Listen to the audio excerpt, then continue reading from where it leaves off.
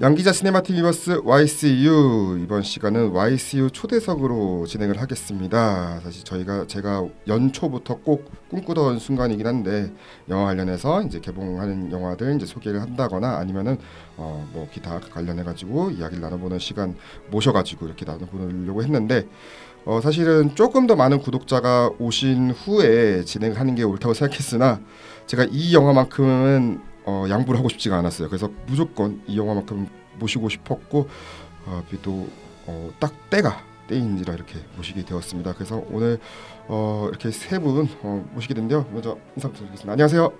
안녕하세요. 반갑습니다. 네, 안녕하세요. 먼저 제 오른쪽부터 시계 방향으로 자기소개 부탁드리겠습니다. 네, 안녕하세요. 저 스카바티 극락축구단을 공동 연출한 나바로라고 합니다. 와, 네. 너무 어색하면 안 돼. 같이 영화를 만든 선호빈이고요. 네, 반갑습니다. 네. 와, FC 안양 서포터 AS 레드 최지은입니다. 네, 안녕하세요. 사실 오늘 최지은님은 원래는 저희 그게 원래 섭외 과정에서 갑자기 추가를 하신다고 하셔가지고 네. 원래 준비를 저희는 두 감독님만 하는데 갑자기 추가 괜찮겠습니까? 저는 괜찮다고 하셨는데 뭔가 좀 섭외가 좀 소식이 좀 늦어진 것 같아가지고 전달이 갑자기 아이디어가 갑자기 나와서 근데 저희 아이디어가 미리미리 나오는 게 아니라 갑자기 막 가만히 있다가 툭 나올 때가 있어요. 그래가지고 형님이 같이 해주시면 좋을 것 같은데 그리고 네. 예를 들어서 이 질문은 우리가 답변하는 것보다 사실 저희는 단편적으로밖에 몰라가지고 차라리 이 산증인이 설명하는 게 낫지 않을까 그런 생각이 들어서 요청드렸습니다. 네, 일단은 그러면 영화 소개부터 먼저 간단하게 부탁드리겠습니다. 스카바티 극락축구단 어떤 영화인지. 보통 소개 담당은 손호민 감독이 하거든요. 네네. 네.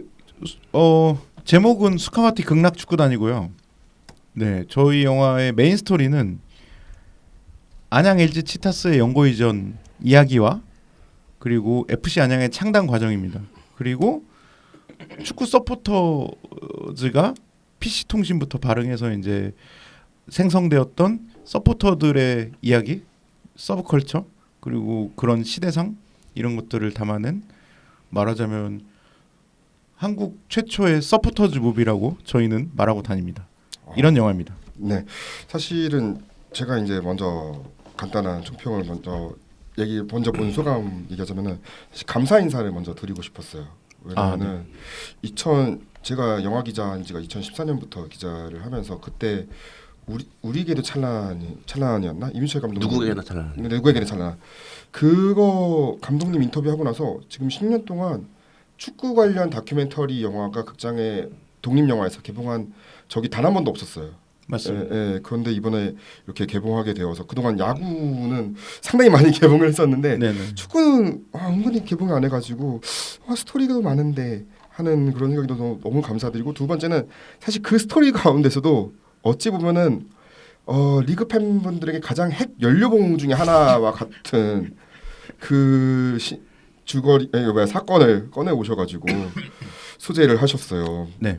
사실 그렇게 돼서 어떻게 이 영화를 만들게 되셨는지로 좀 듣고 싶습니다. 네. 그거는 제가 말하는 담당이거든요. 네. 제가 말하는 나바로 것 같은데. 담당인데 약간 핵 연료봉 같은 거 살짝 얘기하고 가면은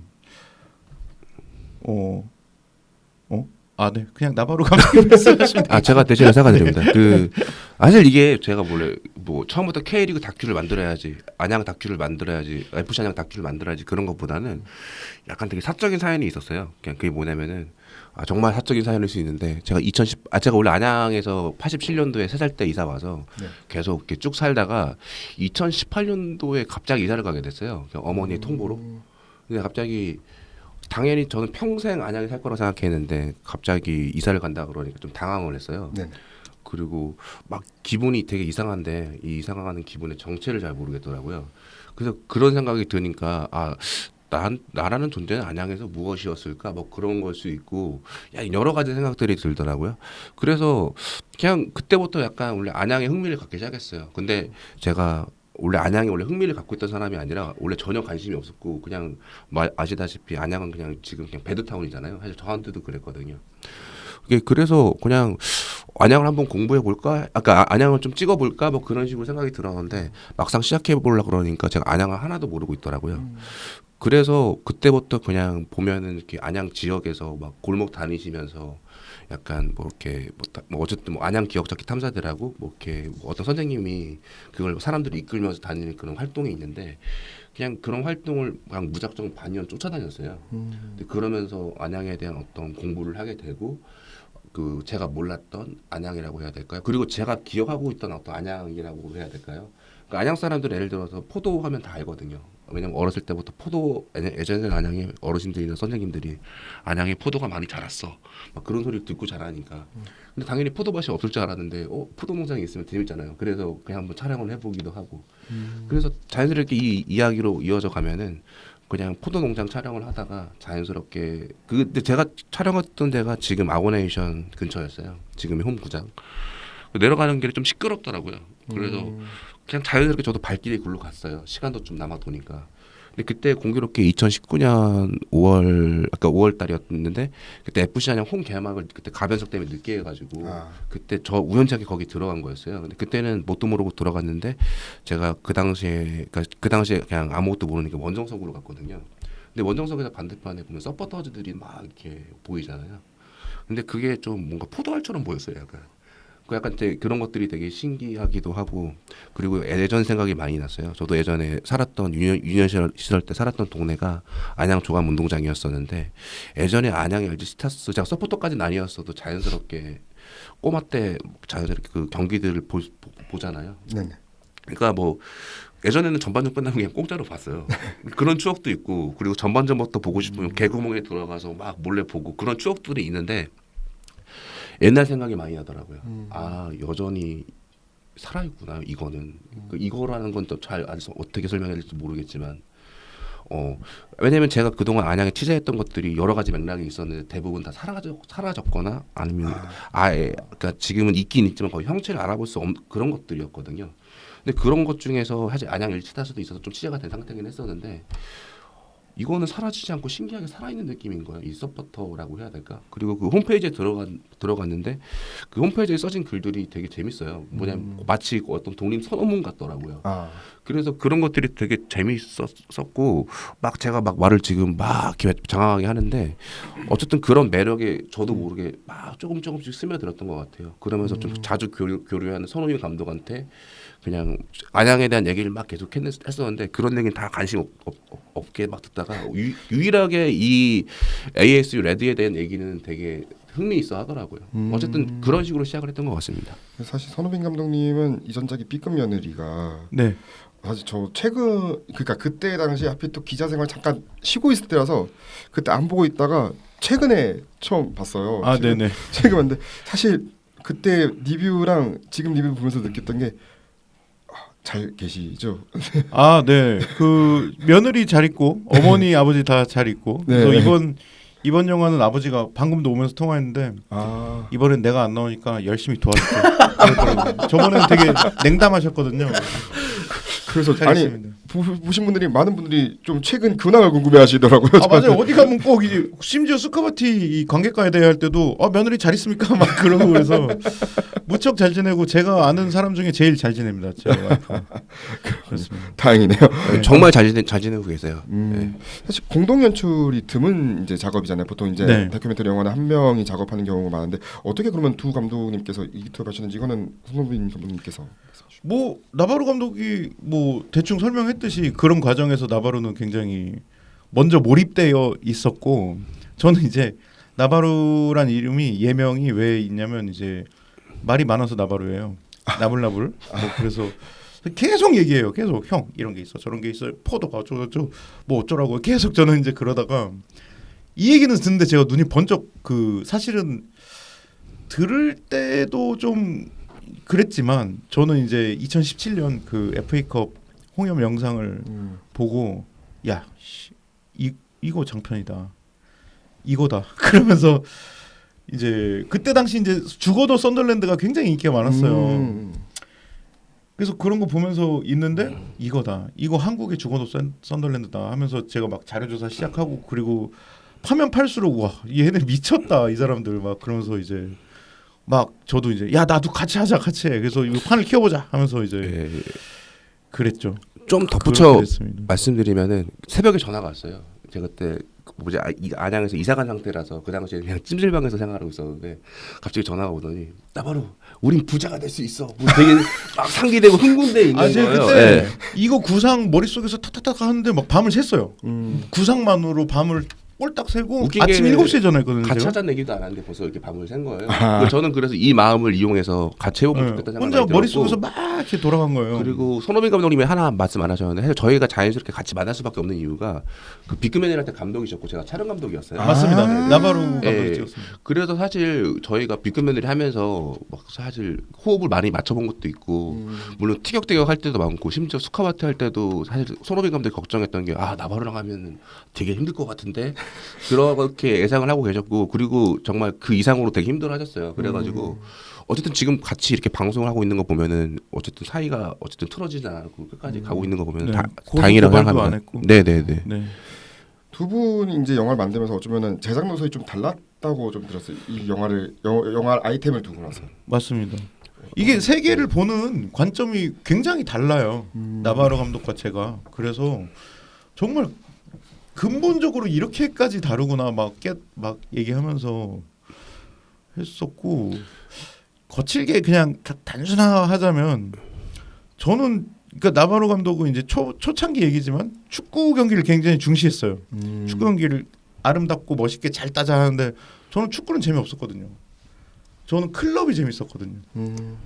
저는 클럽이 너무 매력적이고 클럽과 서포터들과 그 도시가 매력적이었고 그래서 거칠게 말하면 저는 축구장 밖이 재밌고 뭐 그렇게 네. 이거 너무 거친가요? 아니요. 처음엔 그랬고 나중에 저도 제가 처음엔 축구 집착했던 것 같아요. 단순하게 그냥 단순 무식하게. 근데 그러다가 나중에는 그 다음에 관심 가졌던 거는 사실 물론 손흥민 감독이 관심이 있어 하는 건 저도 관심이 있었죠. 근데 저는 또 그것보다는 약간 이런 서포터 분들이랑 그 선수들과의 어떤 관계도 그렇고 약간 이 FC 그 설명 못 하겠는데 어떤 FC 양만의 어떤 특유의 그냥 어떤 끈끈하고 약간 안 보이는 어떤 끈적끈적함이 있어요. 근데 이게 뭐 그렇다고 해서 저희가 다른 구단에 비해서 특별합니다 그런 건 아닌데 저희는 어차피 FC장밖에 못 찍어봐가지고 그냥 제가 이런 걸 몇 년 겪어보니까 저는 이런 것들이 너무 매력적이더라고요. 그래서 전 나중에 좀 거기에 좀 관심을 많이 가졌던 것 같고 나중에 손흥민 감독도 이건 동일할 거예요. 같이 관심을 가졌어요. 그래서 나중에는 보면은 이게 스카바티 극락축구단이 어떤 영화라고 설명을 해야 할지 모르겠지만 그냥 어떻게 보면은 손흥민 냄새도 엄청나게 나고 나바로 냄새도 엄청나게 나서 되게 그 냄새가 뒤섞이면서 되게 기이한 영화가 나온 것 같아요. 예, 그냥 뭐 제 생각엔 그렇습니다. 네, 혼자 했으면은 좀 처음에는 사실 100% 나의 냄새로 채우겠어 막 사실 그런 의지가 있었는데 굉장히 나중에는 이제 혼자 하면 이렇게 못 하겠는데 나중에 생각이 들더라고요. 그러니까 사실 처음에는 그랬거든요. 솔직히 말하면 저 사람한테는 절대로 마우스를 맡기지 말아야지. 서로 그랬어요. 서로 그랬는데 결국에는 손흥민 감독이 마우스를 잡긴 했지만 그게 뭐 손흥민 감독이 전쟁에서 승리해서 막 그런 게 아니라 저도 나중에는 저도 그 전에 했던 작업들은 다 제가 했었고 그냥 한번 남한테 마우스를 맡기고 싶기도 하고 뭐 그런 마음도 있었고 그리고 손흥민 감독한테는 좀 어느 정도 물론 친한 개인적인 관계랑 영화 할 때 관계는 다르잖아요. 근데 제 생각에는 이 사람한테 그래도 마우스를 맡겨도 되겠다 그런 생각이 들어서 이렇게 하기도 했는데 물론 나중에 그걸 후회하기도 했죠. 근데 그렇지만 나중에 서로 다른 게 있지만 나중에 좀 신기하게 서로 다르다고 해서 막 무조건 싸우기만 하는 게 아니라 또 어쩔 때는 자기가 서로 다른 어떤 지점에서 오히려 그 반대를 하는 사람이 아이디어를 내서 좋아지는 경우도 되게 많았기 때문에 되게 신기했던 작업이었던 것 같아요. 돌이켜보면. 근데 힘들긴 진짜 많이 힘들었습니다. 사실 지금 이제 웃으면서 저긴데 막 자다가 막 비명을 지르면서 깨우고 그랬어요. 제가 막 욕하면서 그럼 이제 아까 그 B급 며느리 와이프가 오빠 무슨 일이야? 꿈에 나바로 나왔어. 막 그러고 그럴 정도로 막 근데 그게 어떻게 돌이켜 보니 치열하게 했던 것 같아요. 예. 한 번은 새벽에 저희가 뭐 서울 작업실이 뭐 이렇게 망원동에 있었는데 나바로 잠깐 얘기 좀 하다가 한강에 데리고 가더라고요. 근데 뭐 서로 치고받고 싸운 건 아니고요. 되게 진지하게 얘기하는 거예요. 이렇게 하자고, 뭐 이렇게 하자, 뭐 어쩌고 하면서. 그러니까 사실 뭐 저희가 막 계속 그런 식으로 몇 년 동안 되게 지난한 과정을 겪으면서 만들었던 것 같아요. 이 작품을. 네. 이제 같이 안 해도 되니까. 네. 사실 어저께도 잠깐 싸웠어요. 어저께도 잠깐 사실 뭐랄까 너무 사실 지금 뭐 영화 그 아니 개봉 그냥 거의 부부예요 부부. 네. 말투 갖고 사는 거. 말투가 왜 이래? 막 그 거의 부부예요 부부. 갑자기 텔레로 너 운동하면서. 깐죽거리지 마 그런 거 해요. 진짜 부분에 이게 할 말이니? 막 그러면서 그렇습니다. 사우의 124님이 그 댓글 저희 이제 사전 질문 비슷하게 받았는데 축구 팬이 아니지만 예고편만으로도 열정 그 자체 팬이 될 것 같은 느낌까지 들 정도였습니다. 하지만 축구 선수들을 위함이 아닌 안양이라는 단어 자체의 자부심을 위했다는 느낌도 크게 와닿았는데 아까 전에 제가 질문을 드렸던 것 같아요. 그래서 발단 자체가 궁금해지네요. 영화에도 나올 것 같지만요. 근데 영화에 이게 다 나옵니다. 네, 발단 감독님께서 아까 말씀해 주셨던 게 그 발단 과정이 나오고 이게 그래서 저는 보면서 챕터 1 원스 어폰 타임인 안양, 챕터 2가 최후의 심판, 그 다음이 뭐 안양 상륙작전, 극락축구단 이렇게 챕터가 구분되어 있는데 네. 다 챕터 처음이랑 뭔가 다 처음은 뭔가 영화 제목 원스 어폰 타임 인 아메리카 네 맞습니다. 이 느낌 나오고 뭐 최후의 심판은 뭐 당연히 뭐 그림도 유명하고 네. 뭐 안양 상륙작전에 뭐 인천 상륙작전도 있고 한데 각 챕터마다 이렇게 제목을 따게 된 배경이 있으면 뭐가 있을까요? 뭐 그냥 좀 그 다큐멘터리가 좀 밋밋한 면이 있기 때문에 좀 재밌고 멋있으라고 한 게 사실 그 어떤 깊은 생각보다는 그런 게 많고 그 저희가 안양사의 불교적 생화 이런 거를 좀 보여주고 싶었어요. 근데 인위적으로 막 그런 챕터 그러니까 그런 씬을 짜기는 좀 너무 인위적이고 이렇게 중간중간에 자연스럽게 좀 그 안양이 원래 불교의 용어에서 유래된 도시고 뭐 그래서 그런 어떤 질감 이런 걸 보여주고 싶은 욕심도 있었던 것 같습니다. 그래서 처음에는 이제 축구 다큐멘터리는 약간 인문학적인 느낌이 많이 났어요. 아, 네, 그런 약간- 냄새를 좀 풍기고 네. 싶었다. 네. 왜냐면 제가 이제 최근에 이제 조은성 감독님의 작품 있잖아요. 아주 오래된 미래도시처럼 네네네. 약간 도시의 풍경들이 많이 네네네. 보이면서 과거 막 쉽게 말하면 이 프로축구가 생기게 된 과정이 3S의 정책으로 생겼는데 그 정책이 생길 때 이제 노동자들이 이제 와가지고 경기를 보기 시작했다 뭐 이런 식으로 네네. 흘러들어 노동자들의 자식이 경기를 이제 안양 팬들이 되어서 자식을 영화를 보게 됐다.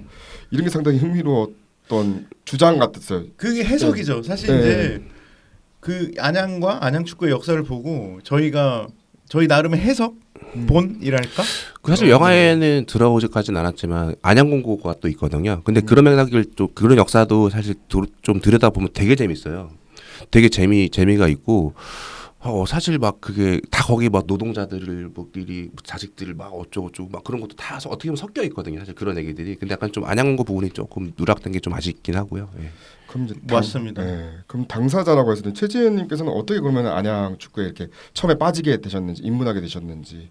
그것은 뭐 영화에서도 설명이 나오는데 그냥 저는 안양 사람이니까 안양의 프로축구 팀이 96년에 그때 생기면서 뭐 당연히 내고장 팀을 응원해야 되겠다는 그 생각으로 시작을 한 것이고요. 근데 이제 뭐 빠져들었다 이런 것은 뭐 예를 들자면 그 뭐 안양만이 아니고 다른 서포터들 뭐들도 그런 성향이 다분할 것으로 예상되는데 그 이 서포터라는 것을 이렇게 뭐랄까 굉장히 이렇게 매니악하게 이렇게 참여해서 활동하는 분들은 다른 곳에서도 아마 그런 성향들이 있는 분들이 많을 거예요. 그러니까 뭐 영화에 빠져 있다든지 아니면 뭐 애니메이션에 빠져 있다든지 뭐 하나 좋아하면 굉장히 파고드는 성향의 사람들이 있잖아요.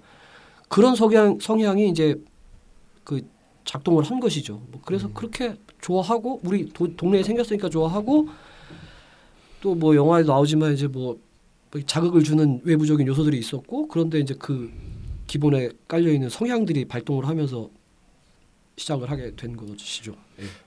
저 같은 경우는 사실 막 이제 서울에서 태어났고 또 초등학교 때는 뭐 성남에서 살았다가 또 이제 또 저기 이제 충주에 살았다가 또 고등학교는 안동 이제 기숙사 다녔다가 그러니까 막 여러 가지가 섞여 있다 보니까 저는 딱히 뭐 응원하는 K리그 팀은 없었어요. 그런데 저도 이제 뭔가 꽂히는 장면이랄까? 아까 뭐 홍영을 보셨듯이 저는 고등학교 2학년 때 딱 그 이관우 선수 거수경례하는 세레모니 했었어요. 이관우 선수. 예, 그 상암에서. 근데 딱 그거 보고 완전히 꽂혔던 느낌이고요. 게다가 이제 그 당시에는 서포터라 할게 지금 안양은 그때 없었던 시절이고 그러다 보니까 뭔가 서포터의 또 응원도 보게 되면서 네. 그렇게 해서 빠졌거든요. 확실하게.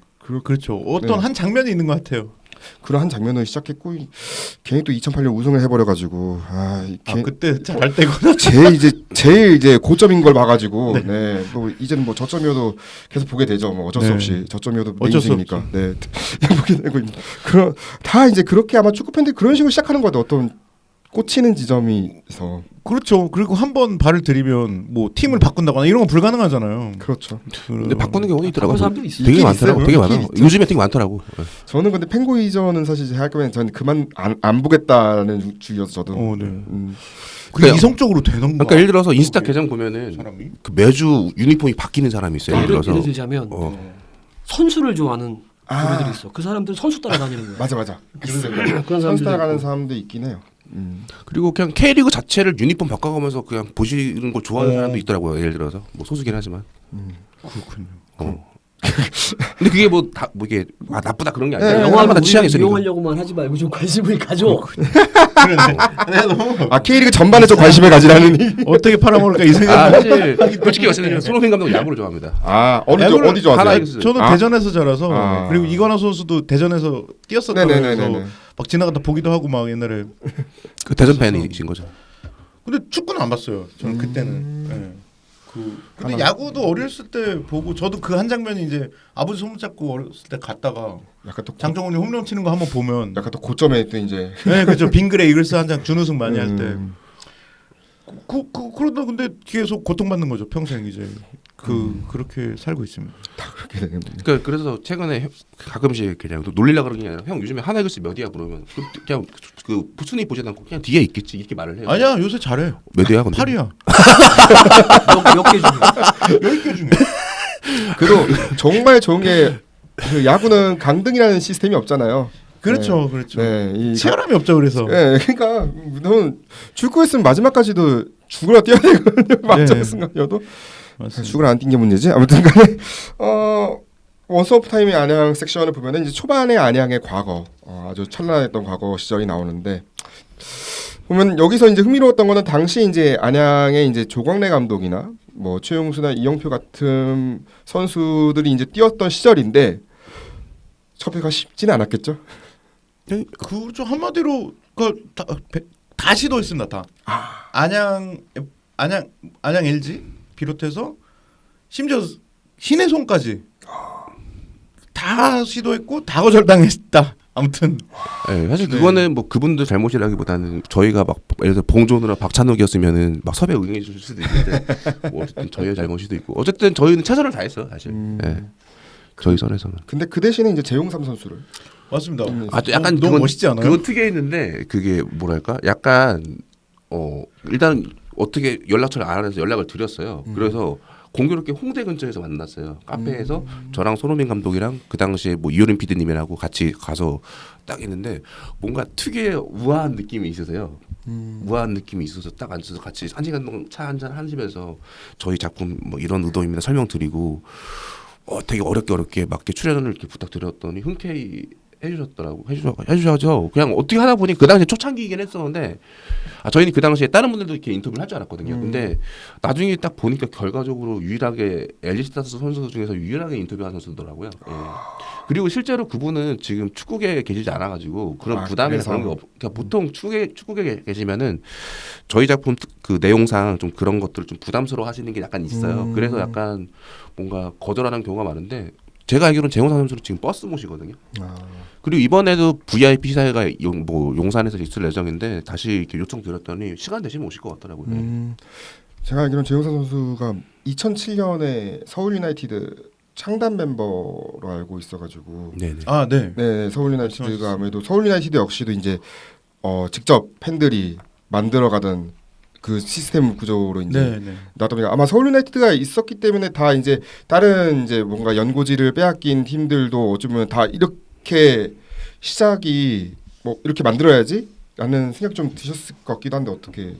그거는 전혀 없고요. 우리는 그 안양이 이제 그 지경에 처해 있을 때 두 부류로 나눴었어요. 나눠져 있었어요. AS 레드가 뭐냐면 그 직접 그러니까 뭐 막 저 바닥 뭐랄까 K 뭐 4, 5 뭐 거기부터 시작을 하자고 했는데 그 당시에는 그 승강 제도가 도입되는 것이 요원한 시대였기 때문에 우리는 만약에 창단을 하더라도 일부에 들어가야 된다. 우리가 있던 자리에 돌아가야 된다는 그 뭐랄까 욕망이 컸어요. 그래서 그렇게 그 부류, 그러니까 우리와 다른 부류에 있던 사람들은 그 창단을 했었어요. 그때 안양 시티즌인가 해서 했는데 그 사람들하고는 동조하지 않았어요. 왜냐하면 우리는 이렇게 뭐랄까 그 그러니까 승강 제도가 무르익을 때까지 기다린 부분이 저희는 분명히 있어요. 그러니까 막 무조건 만든 게 아니까 뭐 부천보다 늦어졌다, 뭐 어디보다 늦었다 그러는데 뭐냐면 만드는 게 중요한 게 아니라 우리가 만든 클럽이 일부에 가서 복수회장을 펼쳐야 하고 그리고 우리가 있던 자리에 돌아가야 한다는 것 때문에 아마 그래서 서울 유나이티드 그쪽하고는 이렇게 뭐 그 처음부터 그 생각이 달리 시작했을 거예요. 아마 뭐 이 정도면 설명이 될까요? 네네네. 네. 충분히 설명이 될 것 같습니다. 사실 저는 궁금했던 게 이제 개인적으로는 이제 세 팀을 다 뛴 선수가 있었어요. 그러니까 한의건인가? 한동원 선수가 한동원이다, 이제 세 팀을 다 이제 경험했던 네네. 안양 상암 다시 안양 이렇게까지 다 이렇게 경험한 케이스인데 사실 아, 예전에 네, 스포츠 맞다. 니어스 그 기사를 통해서 맞죠. 스포츠 네. 니어스 기사를 통해서 알고 있었어요. 그리고 사실 저희는 예를 들어서 스포츠 니어스에서 그런 그 뭐지 다른 언론에서 내지 않는 그런 그 선수의 그런 스토리나 그래서 재밌잖아요. 그런 얘기들 다 왠지 다 그거 인지하고 있거든요. 인지하고 있고 제가 인지를 한 다음에 보통 손흥민 감독이랑 의논을 해요. 형 이런 얘기가 있는데 이거 우리 영화에 뭐 적용하면 어떨까 막 그런 걸 고민을 당연히 하죠. 근데 예를 들어서 저희 안양 스토리 자체가 재밌는 얘기가 너무 많아요. 그래서 약간 어떤 구성이나 그런 거 하는 데 있어서 좋으면 좀 채용하고 그리고 약간 이게 좀 어울리지 않으면은 사실 무조건 재밌는 얘기를 다 끼워 넣는다고 해서 저희 영화 구성이 어울리지 않는데 그렇게 하기는 어렵잖아요. 그렇죠. 그래서 사실 그거는 인지만 정도 하고 있었던 것 같습니다. 그 사실 그런 면에서 네. 2시간 안에 몰아 넣는 게 좀 너무 아쉬운 면이 좀 저는 있었고 막 그리고 인물들도 인터뷰 막 실컷 몇 번 해놓고 한 컷도 안 들어간 사람도 많아요. 괴물이 많거든요. 그래서 밀리면 못 들어가게. 이 구성상 이 사람이 그렇죠, 딱 그렇죠. 잡아주면은 그걸 또 넣을 수는 없으니까. 그래서 그런 스토리 아까 뭐 안양공고 비롯해서 막 여러 스토리나 인물들도 그렇고 좀 저는 그래서 약간 이거를 좀 이 아쉬운 거를 나중에 이제 어떤 형태로 좀 OTT라던가 어떤 형태로 좀 만들면 좋겠다 뭐 이 생각 정도. 쿠팡 플레이로 가면 대박 나겠는데요? 고맙습니다. 아니 심지어 레드 회장인 친구도 있는데 그 친구도 저한테 가끔 지금 친하니까 농담 하는데 자기 안 나왔다고 예를 들어서 그런 사람들이 되게 많아요. 근데 예를 들어서 그 뭐지 그냥 사실 약간 이거 좀 웃자고 하는 말이지만 안양이 뭐 미치광 거기 미치광이들의 파라다이스예요. 그러니까 누구를 해야 될지 아무나 다 재밌어요 사실. 근데 그 수많은 사람들 중에서 다 이렇게 영화에 나올 수는 없는 거고 그 중에서도 정말 선별된 사람들이거든요 사실. 킹콩인데 고질라 옆에 있으면 밀리는 거예요. 그렇죠. 그리고 네. 저희가 어떤 영화에서 어떤 특정 에피소드를 구성해야 되는데 예를 들어서 뭐 그 2004년도 서울 개막전 할 때 그 난입했던 근데 그 예를 들어서 거기 난입했던 친구들 불러서 뭐 인터뷰를 하거나 그래야지 약간 좀 맞으면 어쨌든 그런 구성들이 맞으니까 좀 에피소드에 맞춰서 좀 하는 경향이 있고 그리고 여기 앞에 계신 뭐 결성자이신 뭐 최지훈 형님 같은 경우는 어쨌든 이 형님 중심으로 좀 이야기가 좀 되면은 그리고 거의 산증인이시니까 그래서 좀 주로 많이 나오신 것 같아요. 그리고 뭐 시장님도 마찬가지고요. 창단 이후에는 처음에 이 프로젝트 제안 받았을 때 어떤 생각이 있었어요? 이거는 그 치타스 시절부터 그 대학교 관련 학과 친구들이나 이런 친구들이 그 졸업 작품 뭐 이런 거 한다고 많이 왔었어요. 근데 아마 뭐 수원에도 그런 경험이 있을 수도 있는데 그게 이제 카메라 달랑 들고 와서 이제 찍겠다고 하면 거부감이 들었죠 그때는. 그래서 많이 안 된다고 하고 안 찍는다고 했는데 나바로 감독은 하여튼 뭐 이러저러한 사정으로 이제 처음 만나게 됐는데 이 친구 카메라 안 들고 왔어요. 카메라를 안 들고 왔고 그다음에 그래서 이제 인사를 했는데 첫 마디가 그냥 형들하고 친해지려고 왔다고 술 한잔 하시죠 라고 해서 이 친구들은 처음부터 우리한테 접근하는 방식이 달랐어요. 그러니까 그게 좋았죠. 그래서 이야기하고 좀 그러니까 촬영 한참 뒤에 했어요. 그러니까 바로 들어간 게 아니라. 그래서 서로 관계도 좀 쌓아가면서 신뢰도 쌓고 이래서 시작됐기 때문에 뭐 그게 좋았던 것 같아요. 그래서 그냥 흔쾌히 수락을 하게 된 거죠. 이렇게 될진 몰랐습니다, 진짜. 아까 맨날 니는 언제까지 찍을 거야? 그 말을 계속 들었어요. 2020년부터. 근데 약간 예전에는 그렇게 말하면 약간 좀 약간 막 저도 약간 뭐 친해져도 약간 좀 그렇게 막 그런 생각이 들었는데 요즘에 어쨌든 시간이 지나서 계속 친해지니까 그런 말 들어도 그냥 신경 안 쓰고 무시해요. 무시하고 막 찍거든요. 오늘도 그냥 나와 그러면 나와야 되는 거예요. 아니, 저희 내부 거래가 좀 있어서 이거는 나와야 됩니다. 아 내부 거래가 있군요. 그리고 저도 개인적으로 카메라를 안 가져갔던 이유는 왜 그랬냐면은 어차피 딱 이걸 하겠다고 마음 먹은 이상 어차피 오래 할 건데 굳이 처음부터 카메라를 가져갈 필요가 없잖아요. 그렇죠. 장기부로. 예, 처음에 그냥 친해지기만 하면 되는 건데. 그리고 저도 처음 뵀을 때는 기억나는 게 확실히 기억나는 게 경기 시간 30분 전에 잠깐 만났어요. 근데 그때 잠깐 그 10분 20분 되는 그 사이에 그거 옛날엔 이런 일이 있었어. 약간 그런 얘기가 너무 재밌는 거예요. 이거 그러니까 마치 그 방송이 아닌 언어로 야, 이제 약간 야인 시대 때 막 구마적과 신마적이 싸우는 그런 느낌 있잖아요. 약간 그리고 뭐 우린 단 한 번도 접은 적이 없어. 막 그런 얘기가 너무 재밌는 거예요. 그래서 사실 약간 사실 이분들이랑 친해지려고 이렇게 막 술을 같이 마시기도 했지만 술 마시면서 또 그런 얘기 들으면 너무 재밌거든요. 그러니까 약간 나중에는 약간 뭐지? 물론 저희가 뭐 이 사람들을 이용하고 영화 찍으려고 온 거기도 한데 나중에는 그런 거를 까먹을 정도로 같이 막 놀아서 나중엔 그 손흥민 감독 같은 경우 너무 거기에 막 취한 나머지 너무 같이 너무 어울리다 보니까 나중에 제가 뭐라 그런 적도 있거든요. 형 취재 않았는데 왜 이렇게 정신 놓지 마. 뭐 약간 그래서 뭐 그런 걸로 막 유치하게 서로 싸운 적도 있고 그리고 이분들이 그냥 사실 처음엔 되게 어려워요. 사실 어떻게 보면 저도 사람이니까 그러니까 약간 처음에 약간 그 장벽이 어렵지 그 장벽만 넘어가면은 거의 뭐라고 그래야 될까? 그러니까 이분들 말로 이렇게 설명을 하면은 정말 빤스까지 벗어주거든요. 약간 너무 놀랄 정도로. 그러니까 아마 그거는 안양뿐만 아니라 어떤 서포터도 마찬가지일 거예요. 다 뭐 이상한 사람 아니고 다 뭐 알고 보면 되게 순수하고 열정적이고 그리고 뭐 그러신 분들 왜냐하면 다른 지역 서포터 만나도 다 비슷하더라고요. 단지 지역만 다를 뿐이지. 심지어 나바로 감독이 뭐라 그러냐면 나중에는 처음 만나는 분도 형 서포터 관상이 있어. 그러면서 자기는 알 수 있다. 아까 예를 들어서 저희 영화에 부산 서포터 분이 나오는데 네네. 이렇게 연락만 하고 처음 어디 신림에서 만났어요. 근데 신림에 좀 퇴근 시간대니까 수많은 사람이 지나가잖아요. 막 누군가 서 있기도 하고 근데 딱 봤는데 저 사람일 것 같더라고요.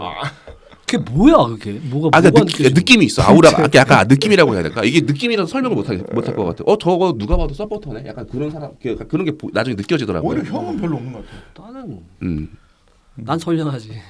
형은 여기 좀 숨기길 잘하시는 분이라. 약간 좀 변태가죠. 아니 그래서 재밌습니다. 보면 지금 아까 말씀드린 부산뿐만 아니라 전북 현대, 수원 삼성, 포항 스틸러스, 대전 하나 시티즌까지 이렇게 총 5팀의 서포터 분이 영화에 등장을 해요. 어떻게 뭐 어떤 섭외 과정을 또 이렇게 거치셨는지. 나바로가 다 섭외했습니다. 네 어떻게 하냐면은 사실 저희가 처음에는 그냥 공식적인 루트로도 섭외를 해요. 근데 보통 그렇게 하면 거의 다 거절하세요. 안 됩니다. 네. 서포터분은 아시잖아요. 그렇죠. 아니 안양 팀 얘기를 왜 우리가 왜? 약간 좀 그런 태도가 약간 일반적으로 있어요. 그래서 처음에도 예를 들어서 여기 옆에 수원 유니폼 입고 계시니까 거기 수원 초대회장이신 그 형님도 민재요. 처음에 아까 거절하셨어요. 처음에 거절하셨는데 근데 민정님은 꼭 나오셔야 될 것 같은 거예요. 계속 말했어요. 형님 부탁드립니다. 난 좀 이거 안양 이야기인데 내가 좀 나서기가 좀 그래. 약간 좀 그렇게 거절하세요. 좀 정중하게. 근데 그리고 또 절났어요. 왜냐면 계속 옆에서 선호빈이 계속 물어봐 이러거든요. 그러면 계속 하는 거예요. 될 때까지. 그러니까 그분도 이제 지겨우셨는지. 근데 또 재밌는 게 그분은 또 안양 살아요. 수원을 만드셨는데 계속 안양에 되게 오래 사신 분이에요. 그래서 계속 하니까 나중에 그 형님이 그래 그냥 뭐 합시다 해가지고 이렇게 했죠. 그리고 또 그분도 막상 그렇게 해도 인터뷰 한 다음에 또 끝나고 술 한잔 수촌마을에서 술 한잔 먹었는데 또 그때 또 되게 친해지고 약간 뭐랄까 안양과 좀 인연이 된 그러니까 여기 앞에 계신 여기 형님께서 안양 형님께서 그 민재형을 소개시켜주고 그래서 그런 식으로 하니까 되더라고요. 그래서 나머지 분들도 뭐 대전에 뭐 콜리더이신 최혜문 형님도 그렇고 그 부산의 지지자인 박재우 씨도 그렇고 다 어떻게 보면 안양이랑 친분이 있는 그 지지자분들이셨고 윤석이도. 그렇죠. 윤석 같은 경우는 좀 윤석은 좀 다른 경우인데, 그러니까 윤석 같은 경우는 윤석 씨 같은 경우는 그 뭐지 그 저희 영화에 나오는 뭐 8대 회장 그 준성 씨가 8대 회장인가요?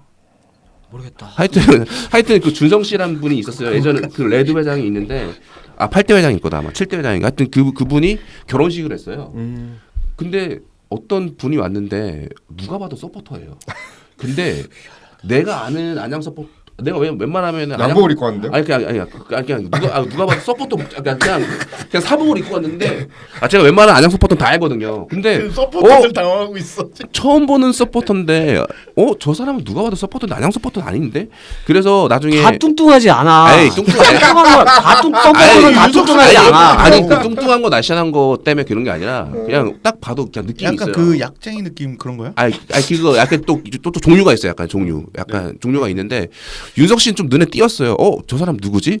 그래서 나중에 근데 공교롭게 그 앞에 계신 그 최지훈 형님이 아시더라고 윤석 씨를. 근데 윤석 씨가 딱 인사를 하니까 너 되게 오랜만이다 이러는 거예요. 그러다가 자연스럽게 알고 보니까 포항 서포터인 거예요. 근데 저희가 마침 그때 포항 서포터의 인터뷰가 필요했거든요. 근데 그때 코로나여가지고 막 거절당하기도 하고 약간 좀 어려운 상황이었어요. 그러다가 마침 또 그 서포터 간상도 좋고 그리고 약간 안양 서포터랑 좀 친하기도 하고 그러니까 저 사람 꼬실 수 있겠다는 생각이 들더라고요. 근데 마침 또 제가 그래서 최지은 형님 옆에 딱 붙어 있었어요. 그리고 그분이랑 맞은편에서 계속 밥을 먹었거든요. 그리고 바로 용건을 말한 게 아니라 왜냐면 바로 용건 말하면 바로 거절하거든요. 1시간 동안 기다리고 있었어요. 이렇게 계속 기다리고 있다가 마치 그 사자가 먹잇감을 할 그 타이밍이 있잖아요. 그래서 그분이 약간 눈이 약간 살짝 풀릴 때까지 기다렸다가 이때 말해야 되겠다 딱 했어요. 저희가 좀 인터뷰 하니까 그분도 약간 그때 좀 산만한 분위기입니까? 뭐 하다가 옆에서 형님이 야 그냥 해줘 막 이렇게 해요. 그러면 그때 그 사람이 얼떨결에 막 내가 하면서 명함 주고 하는 거예요. 그래서 그렇게 연락처를 이렇게 주고 받은 다음에 그 다음에 전화 드리면 좀 어려울 것 같고 그런 식으로 접근해요. 근데 저는 그분을 원하니까 또 전화를 해요. 왜냐면은 그분이 아무 포항 서포터가 아니라 그거 영화 내용에 보면은 창단 운동할 때 안양이 그거 잠비아전인가 그때 맞아요. 걸개 할 때 그 걸개를 보고 포항 스틸야드에 그 안양의 걸개를 걸어준 분이거든요. 당사자거든요. 그건 좀 운이 좋았던 거예요. 근데 그분이 저희 영화에 나오면 되게 좋잖아요. 그렇죠. 그래서 계속 전화했죠. 좀 부탁 좀 드린다고. 그래서 그분이 서울 출장 오실 때 저희가 포항을 갔어도 되는데 그럼 제가 서울 출장할 때 연락 드릴게요 해가지고 마침 서울 출장에 맞춰서 인터뷰를 했고 처음에는 약간 좀 다른 서포터의 특징이 뭐냐면은 뭐 대전도 그렇고 다 마찬가지인데 처음에 막 이런 식으로 하다가 나중에는 결국에 한번 인터뷰를 한 이후에는 나중에 뭐 필요한 거 있으면 언제든지 전화 주세요. 다 이런 식으로 확 돌변해요. 그리고 사실 민재용도 그렇고 대전도 그렇고 부산도 마찬가지였는데 처음엔 약간 좀 막 인터뷰 할까 말까 그런 식으로 하다가 윤석이는 네. 이거는 부연 설명이 꼭 필요할 네. 것 같은데요. 뭐냐 윤석이는 그 안양을 포함해서 여러 구단에 84년생 아이들이 있어요. 84년생 아이들끼리 자기들끼리 이렇게 모임을 갖는 그런 단체가 아마 있었을 거예요. 근데 불구당마 때 불구랑마인지 모르겠고 뭐 각지의 각 서포터 중에 84년생 아이들끼리 모여서 자기들끼리 뭐랄까 뭐 친하게 지내고 그런 게 있었는데 윤석이도 84년이어서 아마 그렇게 연관이 돼서 윤석이는 서슴없이 도와준다고 한 것이었고 그러니까 뭐 제가 뭐 아까 말씀하신 것처럼 술자리에서 야 네가 해 이렇다기보다 그 안양에 있는 84년생 친구들 있잖아요. 아마 걔네들이 옆에서 얘기 많이 해줬을 거예요. 요거는 오해가 생길 것 같아서. 네 이거 저 제 프레임을 막 말하는 거라서 세세한 예. 팩트까지. 디테일 감사합니다. 그리고 다른 분들 꼬실 때 약간 이런 식으로 접근했어요. 그냥 지금 뭐 안양의 이야기이긴 하지만 그래도 어떤 구단은 이미 어떤 구단은 촬영이 들어갔고 형님 근데 이 서포터 얘기를 좀 조명하려고 그러는데 예를 들어 대전이 빠질 수 없잖아요. 그렇게 하면은 그래요 하면서 하는 경우가 되게 많았거든요. 예, 어쨌든 그런 식으로 접근했던 것 같아요. 이거 약간 다른 팀 서포터들이 만약에 영화가 나오고 왜 우리는 안 했어를 만약에 서운해 하실까봐 말씀드리자면 저희는 그 섭외가 힘들었다 다 하려고 그랬다. 예. 되는 분들을 한 거다. 네. 심지어 FC 서울한테도 여쭤봤어요, 사실 솔직히 말하면. 진짜요? 네네. 입장 드러나 보자. 네. 하긴 뭐 다큐멘터리 만들려면 필요하죠. 기계적 중립. 그리고 예를 들어서 그런 거 있잖아요. 그러니까 사실 이거는 그러니까 서포터마다 건국 신화가 다 다르잖아요. 수원도 건국 신화가 있고 그리고 예를 들어서 사실 안양 같은 경우는 사실 솔직히 말하면은 수원 때문에 열받아서 만든 서포터기 때문에 사실 수원이랑 안양이랑 서로 티격태격해도 안양 형들은 그래도 최초의 서포터는 수원이야 약간 이렇게 말씀하세요. 근데 약간 이런 말을 들으면 부천 서포터 같은 분들은 발끈할 수 있잖아요. 근데 예를 들어서 저희 심지어 부천한테도 그 제의 드렸어요. 근데 거기서 거절하신 거예요. 네. 오히려 라이벌리 관계가 요즘엔 더 센 것 같네. 어떤 거요? 부천과의 라이벌리가 오히려 더 없습니다. 우리는 진짜 없어요? 진짜 관심도 없고 키고 싶지도 않고. 아니 약간 비대칭 관계랄까? 아니 제가 2013년에 두 팀의 경기를 2번 봤어요. 양쪽 2번 다 이제 E석이나 W석에서 봤었는데 네. 그때 참 그 첫 대결 정말 흥미로웠었거든요. 몇 년도에 오신 거예요? 2013년도 처음 생겼어요. 그 2013년도 12년인가 13년도. 예. 그러니까 2013년도 이제 그땐 챌린지였죠. 네네. 2부 처음 이제 그때 우리가 부천 원정도 이제 처음 가는 거였는데 그 동네 현수막에 뭐라고 붙여 있었냐면은 물론 이제 부천 자기네 경기 홍보하는 거겠죠. 거기 뭐냐면 영혼의 라이벌인가 뭐 숙명의 라이벌인가 붙어가지고 우리가 그걸 뭐 쟤네랑 우리가 왜 숙명의 라이벌이야? 그러면서 들어간 적이 있는데 그러니까 치타스가 있던 시절, 그다음에 부천 SK가 있던 시절에도 사람들은 다 안양하고 수원만 이렇게 라이벌이고 쟤네 또 싸운다 이렇게 이쪽하고는 관계가 없었어요 사실. 물론 이제 그쪽 서포터 순회부 아이들하고 동생들하고도 친하게 지내긴 했는데 저희는 전혀 그런 게 없었어요. 그러니까 요새 막 인터넷에 뭐 부천하고 안양하고 라이벌이다 뭐 그런데 저희는 뭐 전혀 그런 역사도 없고 앞으로 그럴 일도 없고 그럴 거예요. 이게 가만히 있어야지. 가만히 있어야지. 이건 저희 생각이 아닙니다. 아무튼간에 이 작품 보면은 이제 홍염 찾는 과정이 참 드라마틱하게 나오는데 이게 흥미로운 게 음악을 이제 뭐 차이콥스키의 백조의 호수를 딱 집어넣고 네. 고전 영화들을 집었는데 막 조르주 네네. 멜리어스의 달세계 여행 같은 영화들 네네네. 막 고전 영화까지 이렇게 딱 집어넣어서 이렇게 설정한 의도가 없이 연출한 의도가 그 씬은 사실 이제 제가 뭐 대표적으로 말하자면 그러니까 뭐 나바로 씬, 손오빈 씬 이렇게 있다면 대표적으로 손오빈 씬이라고 손흥민 냄새가 듬뿍 할 수 들어가는 있는데 시네요. 원래는 저는 처음에는 굉장히 질감 거친 애니메이션으로 구성하고 싶었어요. 이 홍염물에 대한 열정을 가지고 이제 이 청년들이 홍염을 찾아서 홍염 찾아 산만리 씬 제목도 이랬어요. 원래 우리 그러니까 페이퍼에 막 찾아다니고 그걸 갖다가 공수하고 막 이 과정이 너무 90년대 막 일본 영화 보면은 뭐랄까 이 바보 같은 열정을 갖고 막 다니는 그런 캐릭터도 있잖아요. 너무 귀엽고 재밌고 또 사랑스럽고 그래서 애니메이션으로 하고 싶었어요 원래. 근데 애니메이션이 비싸기도 하고 실제로 애니메이션 감독을 섭외해서 이렇게 짜보기도 하고 저렇게 짜보기도 했는데 영화의 톤하고 너무 튀는 거예요. 이게 애니메이션적인 어떤 기법을 사용했더니. 그래서 아무튼 이거를 저는 이 씬 자체의 기획 그 의도가 굉장히 이 환타지 같았으면 좋겠다. 환타지인데 그 되게 우리가 어릴 적에 낭만적인 환타지랄까? 지금 그런 게 있던 웨스 앤더슨 영화 보면 이제 어린애들이 막 여행 가고 막 이런 이게 현실임에도 굉장히 어떤 액자에 넣어서 환타지처럼 보여주잖아요. 작은 환타지죠. 큰 환타지는 아니고. 그런 느낌을 막 주고 싶었는데 정말 많은 시도를 했습니다. 그렇죠.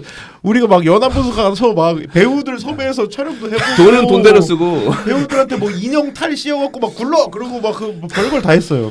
이걸 나는 너무 그 재밌게 표현하고 싶다. 이거 단순히 인터뷰에다가 자료화면 깔고 이렇게 하기 너무 싫은 거예요. 이거 나중에 이 스토리를. OTT 버전을 따라 만들 때 이거 재편집해도 그러면 이제 OTT 투자 되면 진짜 저기를 할 수도 있겠죠. 사실 저희가 요새 뭐 이렇게 인스타나 SNS 뭐 어쨌든 다 막 열심히 하고 있는데 그냥 거기에 그거를 그냥 풀 수도 있어요. 네, 너무 아까워. 미공개 버전. 그거 너무 아까워 보여요. 그거 몇백 들었거든요. 배우들 그 생고생 시키고 돈도 나가고 막 아무튼 그리고 그 친구들 별걸 다 이름은 했어요. 엔딩 크레딧 나오기도 하는데 정작 영화에는 단 한 것도 안 들어가거든요. 너무 미안해가지고.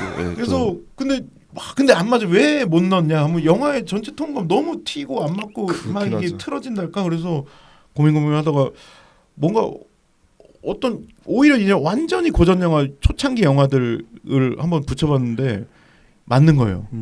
이 뭐랄까 네. 이 생뚱맞음과 이 오히려 환타지성과 막 뭐 그런 느낌들이 약간 과장돼 있잖아요. 옛날 영화들이 그 버스터 키튼 영화 있고 뭐 북극에 나놓고 뭐 달세계 여행 막 이런 것들이 붙어 나가니까 오히려 이거는 좀 톤을 해치지 않으면서도 그리고 고전 영화들이다 보니까 약간 뭐라 그러지 그 멋을 약간 주더라고요. 영화에 그 간지 이런 말 쓰면 이거 써도 돼. 네.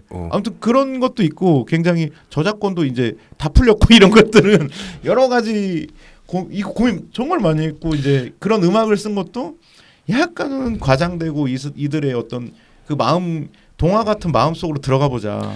사실 는 이게 어떤 의도입니다. 전형적인 손흥민 감독의 냄새가 나는 그런 시퀀스인데 저는 손흥민 냄새가 난다고 해서 무조건 싫은 건 아니에요. 그냥 어떤 건 약간 불만인 것도 있고 약간 뭐 이건 이렇게 했으면 좋겠는데 그런 것도 있는데 이거는 제 생각에는 거의 좋아했던 것 같아요. 저도 재밌었거든요. 약간 왜냐면 저도 제가 못하는 걸 손흥민 감독이 갖고 있어서 이 아이디어를 냈을 때 되게 재밌는데 어떻게 하면 더 재밌게 할 수 있을까 그런 고민을 더 많이 했던 시퀀스였던 것 같고요. 근데 어쨌든 지금은 어떤 균형을 잡아서 그냥 어떤 되게 어쨌든 잘 나온 것 같습니다. 제가 이렇게 짜도 나바로 감독 딱 이렇게 편집하고 딱 봐요. 그러면 나바로가 끄덕끄덕 안 하면 이제 다시 이게 되게 약간 이런 식으로 말을 하는데 어쨌든 저희는 그러니까 또 다른 PD님이 계세요. 그냥 이거 같이 제작하셨던 형님이 있는데 저희끼리는 그랬거든요. 삼두 정치라고 그랬거든요. 그 로마의 그거 삼두 정치처럼 저희 셋이 통과하지 않으면 거의 못 통과했어. 단 한 것도. 그런 식으로 했는데 어쨌든 재밌게 잘 나온 것 같습니다. 두 번째 챕터 최후의 심판 때 최지은님 집에 방문을 하잖아요. 네. 방문해서 이제 그림 같은 거 이제 보여주. 실력이 너무 뛰어나신데. 네? 아니 진짜 빈말이 아니고. 만화 원고 말씀하시는 거. 네네. 좀 시대를 앞서갔어요.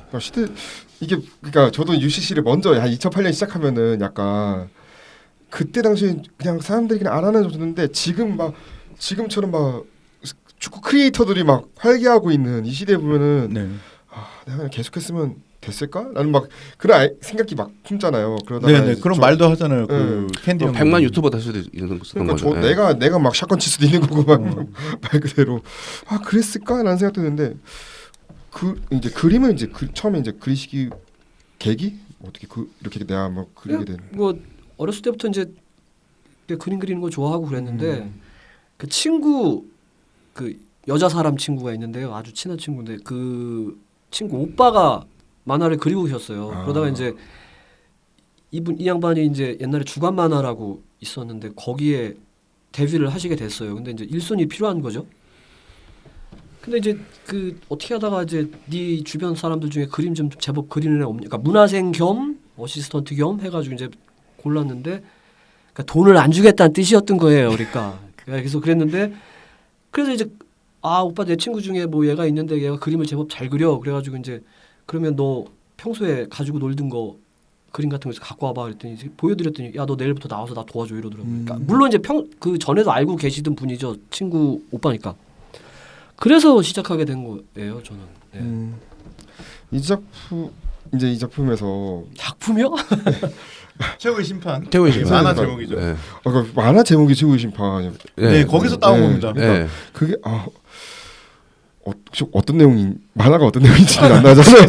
아마 지금은 진짜로 뭐냐면 지금은 아마 이해를 못 하실 거예요. 옛날에 그러니까 휴대전화기나 이제 삐삐가 조금씩 막 이렇게 활성화되는 뭐 그런 시기쯤이었어 가지고 우리 때는 어렸을 때 그 집 전화로 장난 전화라는 걸 되게 많이 했었어요. 그쵸. 막 모르는 사람한테 전화해가지고 뭐 이런 거 하고 막 우리는 그런 세대거든요. 근데 그러니까 이 주인공이 이제 뭐랄까 그 의기소침하고 그다음에 소극적인 사람이고 뭐 되는 일 없고 이런 사람인데 회사원인데 항상 이제 그 억눌려 살다가 유일한 탈출구가 집에 와서 장난 전화 걸어서 사람들한테 뭐 협박도 하고 뭐 이렇게 하면서 즐기는 사람인데 그래도 이제 그러다 장난 전화 잘못 걸어가지고 된통 당하는 건데 이제 거기서 막 괴물도 나오고 막 이런 판타지로 넘어가는 건데 그게 사실은 그림이 좀 이렇게 막 잔인하고 그렇지 인과응보의 이야기입니다. 나쁜 얘기 아닙니다. 네. 그런 스토리였구나. 보고서도 나 그림을 순서대로 보지도 않았어. 영화에서 뭐냐 처음에는 그러니까 약간 원래 스토리였구나. 이런 거를 아무한테는 안 보여줘요. 그러니까 아까 레드에 있는 동생들도 다 본 게 아니에요. 그냥 거의 예를 들어서 그거를 일종의 그거를 본 거는 약간 다른 그들만 어떤 자랑이더라고요. 약간 알고 보니까 아니야 그런 거 안 보여줘요 아무한테나. 근데 손흥민이 그걸 본 거야. 손흥민 감독이 그걸 우연히 본 거예요. 집에 와서 술도 많이 먹었어요. 그래서 슬슬 그래서 꼬셔요. 막 뭐 좀 보여줘, 뭐 좀 보여줘. 이거 다 이용하려고 다 이게 그런 작전한 거. 이 새끼 돈 되겠다. 그러더니 갑자기 그걸 저도 못 봤거든요. 근데 갑자기 손흥민 감독이 그 최지은의 인간적인 모습을 좀 찍어야 되는데 또 그때 코로나가여가지고 일상 찍기도 애매했고. 근데 그래서 나보고 네가 가서 그냥 그 만화 원고 좀 보여달라 그래. 그렇게 저한테 미션을 준 거예요. 사실 저는 만화 원고 보는 건 관심이 없었거든요. 근데 저도 영상 보면서 계속 느끼는 건데 아, 이 형이 나한테 이거 보여주고 이렇게 하는 거 되게 쑥스러워하시더라고요. 예. 그리고 나중에 저희가 형 그거 만화 원고 좀 스캔하면 안 돼요? 이거 되게 당황하셨어요. 대신 약간 형님은 그래도 마음 자기가 줬던 사람한테 준 동생들이 막 부탁하면 다 들어주긴 하거든요. 반스까지 벗어준다고 네, 그치, 표현했다. 그치. 그거 벗지 마십시오. 근데 그 와중에 원고 주면서 야 대신 대산 지금 되게 창피하니까 다 모자이크 해줘 막 이러시더라고요. 근데 영화는 결국에 모자이크 안 하고 그냥 나가긴 했는데 근데 어쨌든 그게 약간 제목이 공교롭게 최후의 심판이었고 거기에서 잠깐 연고의전 내기를 이렇게 뭐 하는 시퀀스이기도 하잖아요. 그렇죠. 그래서 자연스럽게 그런 의미를 은유적으로도 뭔가 맞춰볼 수도 있다는 생각이 들어서 원래는 영화제 버전에서는 그 최후의 심판이라는 수제목이 안 나가요. 아, 근데 예. 타이밍적으로 거기는 없었어요. 타이밍적으로 안양사의 어떤 그 절 그림은 나가는데 네. 자연스럽게 나가면 좀 좋지 않을까라고 아이디어가 생각해서 그냥 개봉용 버전에서는 최후의 심판이라는 제목으로 그리고 약간 농담으로 하자면 그 시퀀스의 마지막이 심판이 휘슬을 불면서 끝납니다. 이거는 의도적이군요. 같은 공동 감독이 되면 저도 처음 알았습니다. 네, 네. 매우 의도적인. 네. 그랬군요. 그 개막전 있잖아요. 그래서 사운드 미싱 할 때 막 그 심판 힙솔 소리에 되게 민감하더라고요. 왜냐면 제가 편집을 제가 그 마우스를 안 잡았기 때문에 제가 모든 사운드를 다 이렇게 세세하게 알 수 없거든요, 사실.